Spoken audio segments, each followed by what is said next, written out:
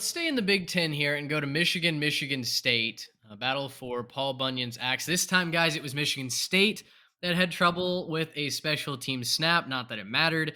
Michigan wins 29-7. I'm beyond frustrated that both Michigan State and Florida covered by the hook on the 22.5 point spread. More on that in a moment. But Michigan State gets outplayed after the first quarter. The Spartans led 7-3, and it felt like this was a truly uh, rivalry moment here. Jim Harbaugh has been bit by Michigan State time and time again. He had a losing record going into this game, coaching against little brother, quote unquote. And after the first quarter, it felt like, oh boy, here we go. Another bad Michigan State team that's going to ruin the Wolverine season.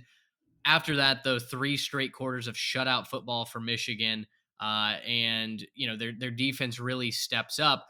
The offense for Michigan flowed through the ground game, and we knew that was going to happen. It was a chilly evening. That's the best part of their offense, anyways.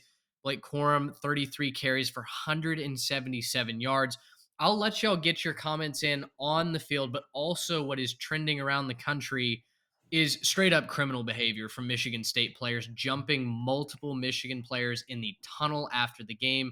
There are several videos that have surfaced of straight up assault. Multiple Michigan State players assaulting these Michigan Wolverines in the tunnel. So I want to hear what you guys thought about the game, but also some questions now surrounding Michigan State, how legally things are going to be handled. And my question for you guys, I mean, this has got to be one of the worst looks for a college football program that I think we've ever seen. Yeah, no, it's pretty rough. I'll start on the field just so we can talk about the actual game itself. Again, I was talking about this at the beginning. I think Michigan's the best team in this conference. If you just look at their common foes with Ohio State and just want to talk about a breakdown, I look at the two from the previous couple weeks with Michigan State and then from Penn State. The margin of victory, the points they're letting up there. I just think that Michigan's the better team at this point. They dominated this game. I don't know how much either of you guys really got to watch this one. We had this one on last night. It was a fantastic game from Michigan, just in terms of being a dominant team. And this wasn't a night where they really didn't convert drives. And if they were able to convert a couple of drives and just keep a couple things alive, a couple more red zone, opportunities missed, this game is a lot more ugly than it was, and you could have seen things get even more out of hand. This defense is legit. They've given up 20 points one time this year, and that was to Maryland towards the beginning of the year. That was kind of their break it in game, their first real game against a team. I think they had started with Colorado State, Hawaii, Connecticut. So, you give up 27 then, but since then, 14 to Iowa, 10 to Indiana. They gave up 17 to Penn State and then 7 to Michigan State. That's just great defense. Don't care who you are. They play fantastic defense in Ann Arbor. Again, the Blake Corum show took off. It was spectacular once again. 33 carries, 177, 5.4 yards average. He did score the touchdowns here, the rushing touchdown and the receiving touchdown. You add in 5 field goals, just from Michigan State missing things, and that was the whole game for you. The defense gave Peyton Thorne nothing. He was running for his life all night. Almost their entire offense came off of him scrambling and finding something. So, props to him for competing. I do think there is credit to his composure and how he was able to handle himself on the road there. But this had nothing to do with Michigan State last night. JJ McCarthy, not explosive, but he seems like he knows what he's doing and he keeps the offense rolling. If he can just improve a little bit over this back part of the season, I do think they are in a great position to end up finishing this year, maybe finding themselves at a number 2 seed if they can beat Ohio State on the road.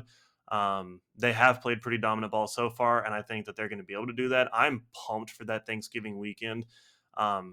To address the stuff off the field, I obviously have no idea what they're going to call this when it comes to the legalese, and I'm sure they're going to find some way to protect their players with their lawyers.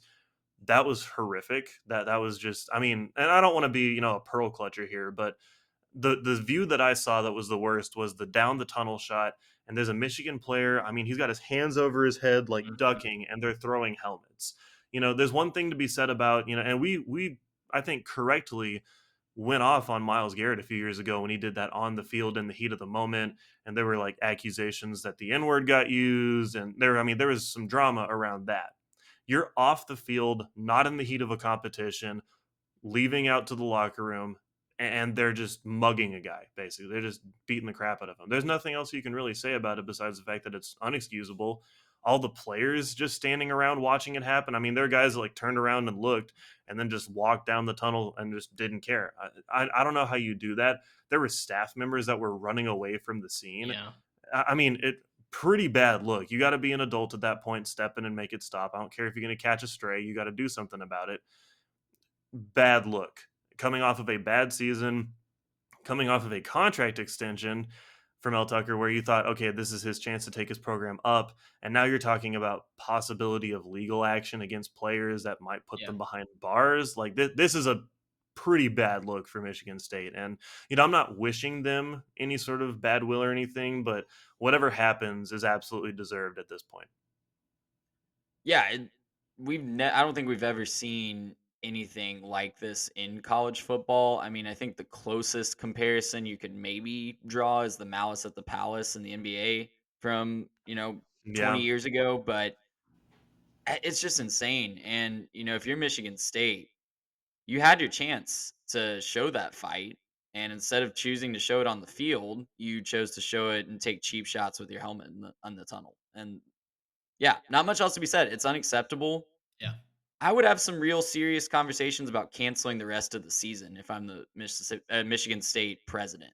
I Like, agree. someone at that university needs to step up and show some leadership and hold that program accountable. Mel Tucker needs to be held accountable. Those players need to be held accountable.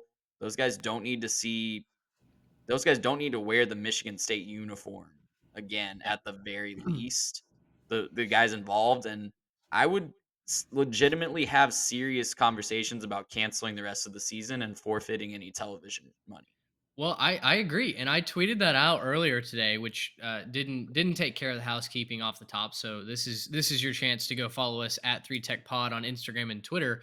But I tweeted something very similar. I asked with one of the videos attached, is it an overreaction? And I was genuinely asking for feedback. But is it an overreaction to say, hey, Michigan State should be disqualified from competition the rest of the season? For sure, the players that are identified in that video carrying out these acts of assault gone off the team, and they need to be prosecuted to the fullest extent of the law, because what they did was beyond harmful, beyond dangerous. And I'm sure all of that's going to get rectified. To the staff members that Garrett you mentioned that are running away from it, are kind of looking over their shoulder, just getting out of the line of fire. yeah, you should be Fired, shown the gone, door. Yeah, see gone. ya. Get out of here. Absolutely disgusting that you can stand by and just watch all of that happen. So I agree. I am, and I'm not usually one for hyperbole or overreaction, but Michigan State should forfeit their season. Yeah, After seeing, and it's not just one video; it's at least two separate instances of different players from Michigan being attacked. There's no chance that Michigan State should suit up for another football game and actively be able to compete. Their season's a dumpster fire anyway, so it's not like there's going to be drama around that sort of thing. This should not be a difficult decision for those in leadership. At the very least, the conference should step in, and there needs to be some severe action taken place, because we've seen things get chippy between rivals before. That's nothing new. That's college football. But when you cross the line and step into the realm of assault, permanent damage, criminal like behavior, that's when you've got to look yourself in the mirror and go, okay, we need to take a hard stance against this. Honestly, guys, it reminded me of an incident from several years ago when I think it was Dodger fans that beat up a Giants fan in the parking lot yeah. of one of their games, and they nearly killed the Giants fan. They left him with permanent brain damage. That was not on video. I'm not saying that one assault is the same as the other, but the mugging that we saw on video is something extremely serious, and it can't just be swept under the rug. Well, and I would hate it for the fans to cancel the season, and I would also hate it for the players who had nothing to do with this, right? The Yeah, guys who were further down the tunnel or already in the locker room who would have stepped up and done something about it, right? Because I understand guys are going to get chippy, guys are going to get in fights sometimes. That's going to happen again, like you were saying in these rivalry games. But what happens there is teammates get in the way, and they say, "Hey, cut it out. You're getting too hot here. Your head's getting a little bit out of control." Nobody did anything. I think for the minimum, you have to say the guys who are involved, they're out of there.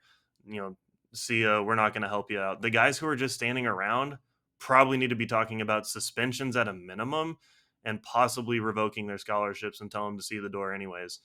And then for the other guys, like you would hate to say, let's suit up with a team maybe of like 40 or 50 guys left, but I think that's more fair to them. And I think that's maybe too complex and maybe it's too difficult to be that surgical in picking which guy was culpable and which guy wasn't. But I do think that, I would hate to see it for the fans and for the players who have put in the work and who, showed up to every practice in the offseason, showed up to all the fall camp and have really been putting in the effort and doing it the right way. I would hate it for them. To Mel Tucker's credit, he did come out and tweet the right thing this morning, right? He did tweet out that they're going to take care of this. They're going to handle this. They're going to make sure this is prosecuted. He called it unacceptable. Like, Yeah. he did the right thing in terms of just optics. Now, you could say there's maybe something about the way that they view things, Sure. what conversations were happening on the sideline that got it to that point anyways. Maybe he needs to be more responsible going forward, but that's an in-house issue. That's something we're not going to know anything about. So I think maybe suspending the season is a little bit premature, but if you can't be surgical enough to just remove the guys involved, then yeah, I think that probably makes the most sense. Gracious him. How about that?